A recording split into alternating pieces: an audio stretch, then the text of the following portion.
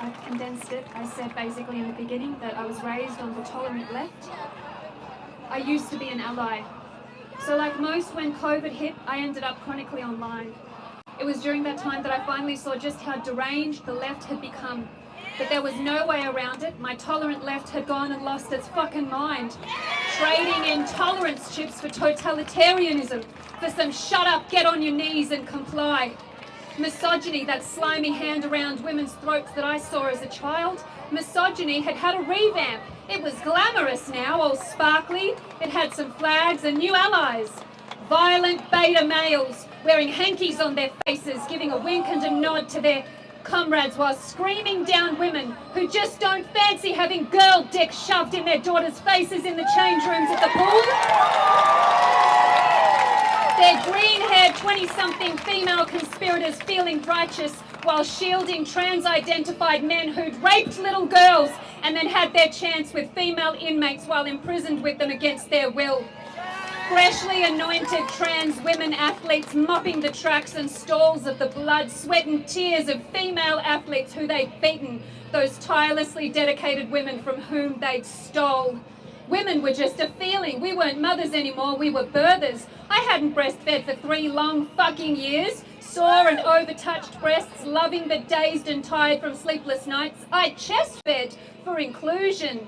Our lesbian and gay friends weren't allowed same-sex attraction. Their orientation was just a genital preference for backwards boomers, too vanilla and hate-filled to enjoy someone's vagina without wincing or take that organic strap because it's real and so it's better, ladies. Now suck it.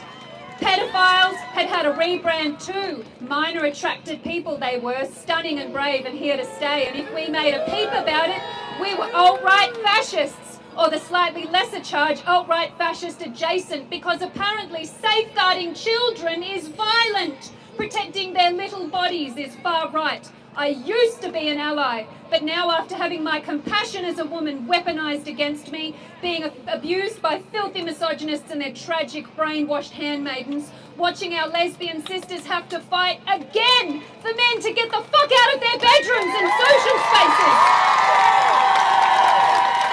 Reading of countless women and children getting raped and discarded by decrepit autogynephiles wearing woman face like it's our skin, and watching all of those trans folks and trans allies kick back and just deny. Denouncing detransitioners like they were the new suppressive persons and thus all but the scum of the earth. Yet not a word about the sick and twisted men claiming womanhood who were harming us, representing them in their name, no less. And not a side glance, of course, at all the trans-identified women and girls, forcing nothing, forcing no one save for the muscle and sinew to be cut from their bodies for the sake of simulacrum. It's funny that. I'll politely state for the record it's my preference not to be called a cis woman. I don't qualify my existence in relation to another's,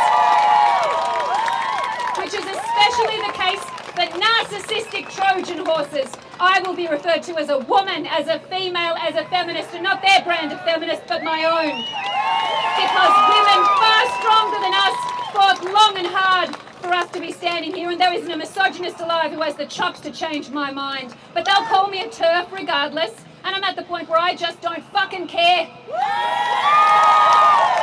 Your ad hominems, they're no good here. You can't cash in that guilt by association. Your redirections, projections, smear campaigns, mistruths, and flying monkeys they all alter course and land squarely back on you, because reality defines who I am, who we are. I exclude no females from that shared reality, not one.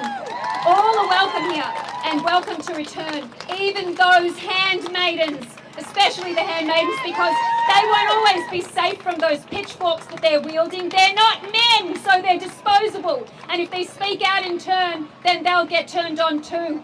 We've been through worse and we've survived because we're women. We're built different. We're observed, not assigned. And nothing enrages a misogynist more than a woman saying no while insisting that she knows her own mind.